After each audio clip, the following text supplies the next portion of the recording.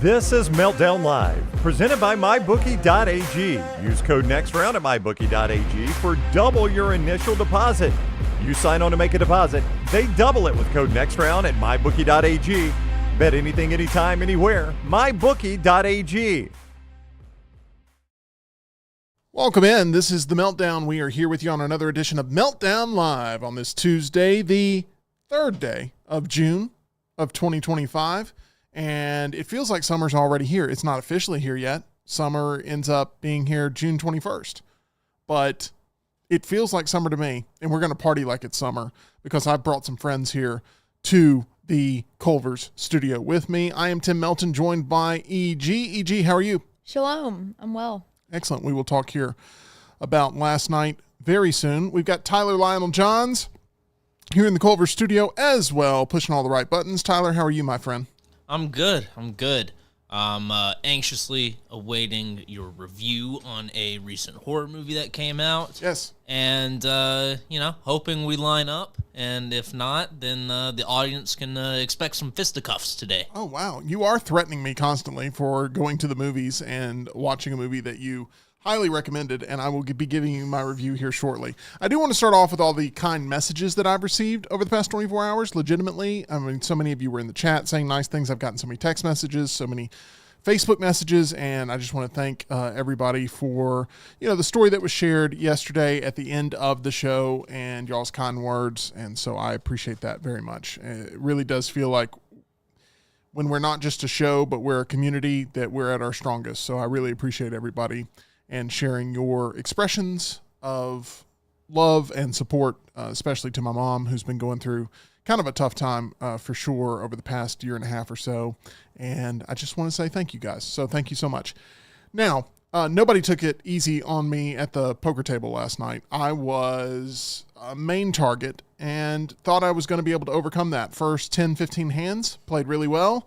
Thought I was going to be in control of the table, and then the turntables turned, and I never got control of the table again. I had a hand like Jack 6 on the dealer button. I normally don't play a hand like Jack 6, but in position, I wanted to play Jack 6. I ended up flopping a 6. My opponent, I had them on a king, and a king also came out on the flop. I knew, though, that if I called, I would end up enhancing my hand, and I did. I ended up with a Jack on the turn, so I got 2 pair on the turn. I felt really, really confident about that. I was just sort of reeling in the big fish at the table, just reeling. Next thing you know, I'm Quint being eaten alive in the ocean, and a king comes out on the river. And brutal. It was brutal. I lost a lot of money there with my second life, and ended up, it really cost me any sort of positioning there. So I finished 14th out of 15th last night, if I'm not mistaken. So that was really disappointing on my end, but sometimes Lady Luck is just tough to beat. And you experienced that the hard way as well last night. You're coming off of a Biloxi trip we talked about yesterday where you performed really well. I'm really proud of you in what you've been able to do at the casino. I know you're going to go back to the casino and take another shot at it sometime in the near future. But until then, you've got the Primetime Poker Club to work out sort of the strengths and weaknesses of your game. And last night, you got what is everyone's truly favorite pre-flop hand, which is pocket aces. Twice. And how many times did you lose with pocket aces last night? Twice. 2 times. And got eliminated by pocket aces. I've told you, as a poker player, the goal is once you get pocket aces, try to get your money into the middle and get everybody else's money into the middle as quickly as possible. Really, what you want to do is kind of narrow down the field and target 1 to 2 people. And get value because, you got somebody out there who's holding 4, 6, and then, 2 4s come out on the flop or something. And, you got to be careful about that. But you want to pick up the story from here? It was just brutal. I got beat by a flush and a straight, and then I got beat ultimately to be eliminated. I had ace queen. He was holding pocket aces. I would play the hand the same way, looking back. Like, I wouldn't do anything different with my approach. I felt like, my strategy was good, but Lady Luck just was not on my side. I'm with you. And I'm the type that wants to go for the win every single time. So I'm going to either get rich or die trying. Amen. That's my philosophy in life. That's why I have it tattooed on my lower back. Oh, really? Yep. In cursive. It's like in that font. Yes. That font. That font. Yeah. That one that everyone knows what I'm talking about. I believe it's an Old English font, if I'm not mistaken. I mean, that is a font. Medieval. Yeah. Oh, okay. I guess y'all are talking about Old English. I was thinking more of like a cursive script, like like almost like a calligraphy. I'll have to. Should I show it to the camera or should I just? I'll take a picture. No, that's for our other channel. Got it. Okay. That's for our OnlyFans. I will do Premium that content. at some point. But yeah, poker was rough last night. We ended up with the same amount of takeaway, but we put a lot of heart into the game, and that's what's really important. Are you okay, EG? You good? You choking? No, I'm not choking. There's just like something in this. There's something in that? I don't know. I just opened it too. Are we Okay. under attack here at Disrupt Media? I hope not. While you figure out what it is that you've ingested, I am going to talk about a little bit about the Meltdown Countdown today, which is going to be EG talking about what it's like living life as a hangry person. You are an admitted hangry person. You're not a part of Hangry Anonymous. You are I'm open hangry about openness. I don't know what that was. I'm kind of concerned. Okay. Well, I hope that since half of the show relies on you, that you will stick around and fight through this. Are you okay? Yeah, but like something. Yeah, that was weird. Was it alive? I hope not. Okay. Well, I'm like, this is a message straight to you, Dasani. Like, I'm kind of coming for you because I already don't really like your water, and now there was something in it. Do you want a different one? No. can you? Oh, I don't think so. Do you have can you give us a texture description of what just happened? A particle. A particle. My God. Some sort of particle. Is there such thing as big microplastics? I mean, that's like almost like it was like a piece of plastic, like a strip of plastic almost, Okay. but like thinner. Okay. Sorry, not to interrupt you. No, guys. you're good. You're good. This is perfect for today's episode Live. because we're going to be talking about. I'm trying to think about what the thirsty version of hangry is. Is it thangry? Dehydration. Thangry, I think, was what I'm looking for. Thangry? Thangry. Thangry, yeah. I don't really get thangry. Frustrated? That's good. Yeah. That's a whole. I believe Diddy right now is frustrated. Yeah. Yeah. In court. That's just supposed to be a joke. Can we please move on to Sorry. something else? Yeah. Let's cruise past this. Today's show is literally thirsty. Now, let's go to this. Oh, Daniel has a better one. He says it's irritated. That's the best one. That's good. That's EG is good. irritated. Yeah. Okay, I'm going to talk about Bring Her Back, which I went and saw yesterday on a recommendation of multiple people, not just Tyler. So Tyler is already, go ahead, put the camera on yourself, Tyler, because you're already prejudging me here. And I just want to point I'm that really out. intrigued about this. Like, I have no stock in this movie, but like, I want this showdown to happen. So out of all the movies I've seen this year, I think this is the one that you would like the least, EG. This is my Yes. worst nightmare. I don't understand would why it's even consumable. Hate this movie. Like, I'm judging y'all both for going to see it. That's fine. I appreciate your honesty. That's all I want today. But, you know, Bring Her Back, horror movie. If you haven't really looked into it, there's not a lot that you probably know about Bring Her Back, as in like plot details and stuff. The marketing has been very much sort of a visceral campaign more than it is a narrative one. And I kind of understand why, because it was holding back a lot of like what the ebb and flow of it was going to be. It didn't want to give away a lot of its narrative punches. And, you know, I appreciate that. I think this movie has one of the most detestable characters I've ever seen in the history of cinema. Really? Oh, yeah. We talking Sally Hawkins? Well, we are now. I think that this movie has a real villain. Maybe the most villainous character in the history. I mean, I'm going to say the most villainous character on screen this year, I think. Like, even the vampires in Sinners, Had you mercy. kind of understood their point of view. They kind of like made a case. They kind of just wanted to hang out and Yeah. sing folk songs. Yeah. And do shanties. Aren't And, we all supposed to just be, you know, one nice brotherhood or whatever? yeah. They made pitches of why you should come to their side and hang out with them, with the fangs and the eternal life and all that stuff. Like, they were still creepy and scary and menacing and all that, but they were like charming. They were like, you could be seduced by them. Mm-hmm. This lady in this movie, Sadistic. my gosh, the things. This movie is, I mean, she does some things that I'm like, that's awful. It's Nurse Ratched style hatred that I have for this character in this movie. And I don't want to give a lot away. I feel like the charm of the movie is not really knowing a lot going in. Mm-hmm. Go into this as blind as possible. Right. Now, I do think this movie's a little overhyped. I don't think this is some sort of like revolutionary, like game-changing future of horror. I'm not bought in yet on any of that. I think it's a very solid horror movie that I will probably not have in my top 10 movies by the end of the year. However, there's a lot of things that I really like about this. There's one sequence in particular, and I won't get into the details of it, but it is very uncomfortable, and you are physically, you can't help but sort of reposition yourself while you're watching it happen. Yes. You know what I'm talking about. That's why I'm like, I don't understand you guys. Are we talking about the... E.G., do you like roller coasters? Yes. Okay, these are emotional roller coasters But we like, go on. to me, especially with movies like this, like, it's too realistic. See, we're able to separate the art from the realism of it, right? Yeah, I guess. We know we're in a movie. Right. But to me, it's like, that does happen. Like, there are awful situations. Absolutely. And in my opinion, scrolling Twitter is way more horrifying than going to the movies and buying a ticket. Well, yeah, because you know what you're getting into, because you don't know what's going to pop up on your Twitter feed.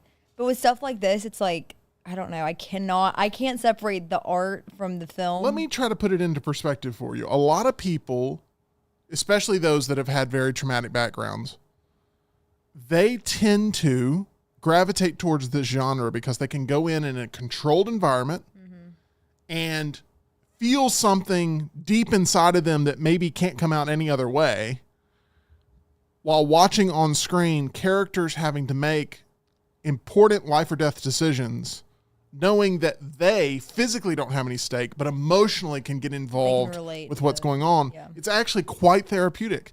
It's not, this is where things go wrong. A lot of people think that horror fans show up as a pure celebration of the horrible acts. Yes. And that's not the case. You guys should spread that message more. It is the truth. Like, it's not like even the Terrifier movies, right? Where people show up and You're never cheering for Art the Clown.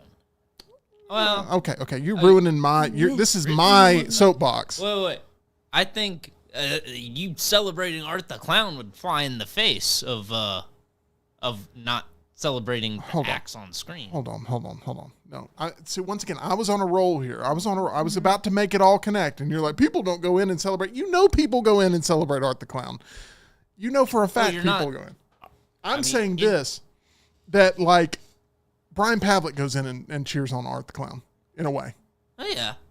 Okay, but Brian Pavlik is literally one of the nicest guys we know, right? Yeah. I mean, he's a great guy. But if you just on paper say that Brian Pavlik shows up and roots on Art the Clown, it makes him sound awful. He's rooting on the experience, knowing it is a theme park ride he's on. Watch. Anyway, I'm not going to talk about why Brian Pavlik is a monster. What I'm going to do is this. I'm going to talk about Bring Her Back a little bit more. Bring Her Back, I think, is a better movie than Talk to Me. I'm probably in the minority there, though. I think most people probably prefer Talk to Me. Am I right or wrong about that? Ooh, that's tough because I have been meaning to see Bring Her Back again. I might go tonight. Which one do you think is the better made movie, in your opinion? Do you have an opinion on that? You love both of them. That's tough. I think the more rewatchable movie is Talk to Me because there's that element of, it being like a high school party. Everybody is there to have fun. I mean, it, goes a much different route in Talk to Me. But this is just like, I think they really nailed the mood for this movie where you just feel this sense of dread and horror. The scariest thing about this movie, and genuine anger towards Sally Hawkins. The scariest thing about this movie is humanity. And typically, when that is the case in a movie, it really sits with you longer than some spooky ghost or some sort of scary creature or some sort of big guy in a hockey mask. Like when you're thinking like this could not only happen. It's happening right now. Probably is happening somewhere right now. And these people exist and they're among us. And like, there's a lot of moments where you have that feeling of. And I guess that's where I'm saying with situations like this, it's hard for me to separate that because I know it does happen. Let me say something about your personality. You're the type of person that keeps your head on a swivel. All the time. You're the type of person who constantly is doing threat analysis. Right. You're the type of person who is very aware of situations, surroundings, people, et cetera, et cetera. There's a lot of people that just breeze through life without any of that. Yeah. See, and I feel like part of why I watch horror movies is to have that sense and that feeling Heightened. of, ooh, is there's going to be somebody hiding in my back seat when I go home today? Is somebody hiding behind the shower curtain? Horror movies and horror movie fandom makes people more vigilant in protecting their own life and the people that they love because they're constantly aware of, like, one thing about when you hear a horrible news story, everyone's like, oh, okay, I want to know the details of not only how it happened, but like, what was this person doing in their life that led to it? And if it's like, well, they were swimming 20 feet away from the shore, it's like, oh, well, I'm not going to ever be 20 feet away from the shore, so I'm good in that department. I'm not going to die feeding an alligator because I'm never going to feed an alligator or whatever. You're doing constant threat, and people do that while they're watching horror movies too. Of like, is this character doing something that I would do? And typically the scariest horror movies are the one where it's like, I could see myself in this situation. Yes. Yeah. The best horror movies are not the ones like, was it the Geico commercial? Is like, let's hide behind the chainsaws. Right. Those aren't the best ones, in my opinion. It's where the main characters do everything right. Yeah. Or at least on paper, do everything right. And they still can't catch a break. The brilliant thing about this movie is it follows that. Yes. Is that everything that happens feels like, okay, that makes sense narratively. Yeah. Now, there's some supernatural elements that you kind of have to be like, okay, you're either into that or you're not. Typically, when it leaned more supernatural, I was like, this is wasting my time compared to what I'm really freaked out by, which is the actual relationships in the movie. The relationships are the scary thing. To me, all the little, like, spooky added in and like the creepy, and that, to me, the artificial creepy in this was not nearly as effective on me than the actual monster of humanity. Yeah. I mean, I would say definitely as far as like what's scarier, I agree with you, but I think you do need the supernatural elements without going into details, obviously, in this movie to make the human element work. I don't disagree. All right. I don't disagree with that at all. I'm just saying that I've seen that 1,000 times. Oh, no, you're absolutely right. What I haven't seen 1,000 times is what they did with the main antagonist. Yes. And that part I was blown away by. So it's a mixed bag for me in that there's a lot of this that I really do champion, and there's a lot of it that I'm like, a little bit overhyped, a little bit overblown, and some of the more... Now, I rated this movie 4, and then I could see myself going up to 4.5 on a rewatch. So I haven't been calling it groundbreaking or revolutionary. I think that is overhyping the movie. I do think it's a great horror movie. I think it's awesome that they're tying in the whole ARG that I was going over yesterday. That just ties back to their roots on YouTube. And what would you rate this star-wise? Are you still letting it marinate, or do you have a pretty set rating? Out of 5 stars, I would give this movie probably a 3.5. I'll take it. Because coming off of Talk to Me, which you really didn't like, that's a big step up. Yeah, it's probably a whole star above Talk to Me for me. Okay. So a 3.5 out of 5 is where I would go with this. I think there's great craftsmanship involved. I think it is very effectively eerie. I think there's one sequence in particular that makes you physically react in a way that I was not expecting to physically react with my all-beef hot dog. The healthy snack. Yeah. There's a lot of things in here. I see Jason Collier, a good friend of the show here, saying hated Bring Her Back. And Jason, resident horror fan here, a part of the channel. You have Daniel saying, I agree with EG when it comes to horror movies. Oh. I'm not saying you're in the minority. I'm saying that there's a lot of people who cast what horror fandom is without fully understanding, Yeah, but I think, too, y'all's sector gets a bad rap because the people that are the loudest you associate with, you're literally only here to watch grotesque things. Well, here's one thing that'll blow your mind, and that is if you're stuck on the side of the road in desperate need of help, someone that's a horror movie fanatic is probably more likely to help you than someone who, constantly says that they're a good Samaritan and maybe doesn't follow through with the actual. All I'm saying is don't judge a book by its cover. That's all I'm saying when it comes to horror fandom. And I think that this being a part of the Meltdown has opened my eyes. I hope so. I hope you're in a theme park one day and you have twisted your ankle and, you've fallen behind one of the 7 dwarfs or something. They didn't see you. And I hope this doesn't happen to you. But I'm saying if it does, just know that the guy that's like bearded and tatted and has an earring and is wearing, full-on Terrifier outfit will probably What about the mom with the stroller? She'll just roll right over in a you. hurry. She'll They just got roll right stuff over to you. do. She's got kids screaming and everything. I'm just saying, when that person helps you, I want you to reach back out to me and go, you know what? The guy wearing the Art the Clown shirt, he helped me. Now, in EG's defense, as someone who went to the Terrifier 3 screening with Brian Pavlik. Brian Pavlik getting a lot of drive-bys here. No. Pavlik would help out. But that Terrifier 3 crowd was pretty rough looking, and I do not see EG talking to any of them for even a second just to get the time. No. Okay. I protect myself from people like that. EG hates nerdy horror fans. We got it. Let's move on to this. All you EG. kids with your dyed hair and earrings and tattoos. Yeah. Nothing against piercings or tattoos or dyed hair. Right. Just people who enjoy, these horror movies. It's just a joke. And EG, it's a theater joke. kids, especially theater Guys, kids. Like this if is gonna come back you to were haunt in me a one school day. play and you like horror movies, Two what strikes. are you doing here? 2 strikes. Tim? I mean, that's me. I got 2 strikes on me then, I guess. I wasn't a theater kid, but I like horror movies very much. We've had in-depth conversations about whether or not horror movies can be enjoyed in the afterlife. Oh, yeah. And, we'll talk about it more and more. But, like, what you do to keep aware of your surroundings, a lot of people do that when they go and watch horror movies. That's all I will say. Let's move on to I think we should rehash that conversation. Let's not. That was a fun one. Yeah. That actually was very, philosophical. Yeah, I think it was. And you know what? We're going to move to something that's kind of dumb. You ready? Ready.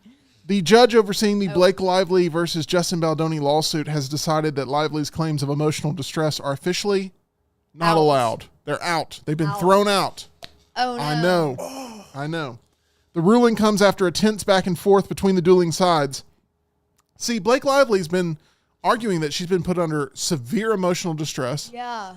And that Like me on this show. it should cost Baldoni everything he has, to make up for this.